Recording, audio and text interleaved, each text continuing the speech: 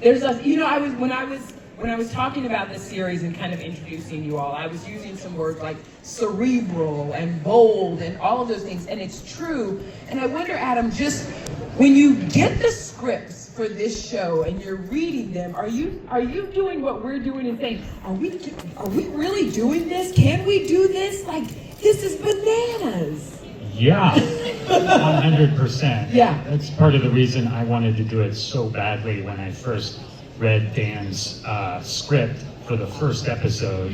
I couldn't believe how good it was, and it was such a good idea, this idea of you severing yourself from work and your real life. Yeah. I couldn't believe it hadn't been done before. It was such a simple, great idea, and I knew that if I was able to do it, then I knew that I had been kind of heading towards a role like this my entire career. I mean, we've had 2 seasons of delicious madness of this show. As Audi Mark and Gemma, but we had hung out a bunch just making the show and being around each other. So I feel like by the time we shot episode 7, we knew each other pretty well and had, you know, working with Jessica Lee Gagne and Ben and Dan really kind of figured out their relationship. But again, we were only seeing the tip of the iceberg, so just the opportunity to see a little bit further and a little bit deeper down of what these two were when they were together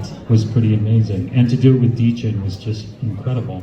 One thing is we shot episode 7 at the very end of season 1. Oh. We filmed out of order, and that actually helped Adam and I spend more time together, just as human beings, learning about each other's families and our children, and just those little conversations, I feel, can really help, you know, just disarm you and yeah. A long time, and we always knew that's where we were headed. Whether the season was going to actually end where it did end, or maybe end right before the decision was made, we weren't totally sure.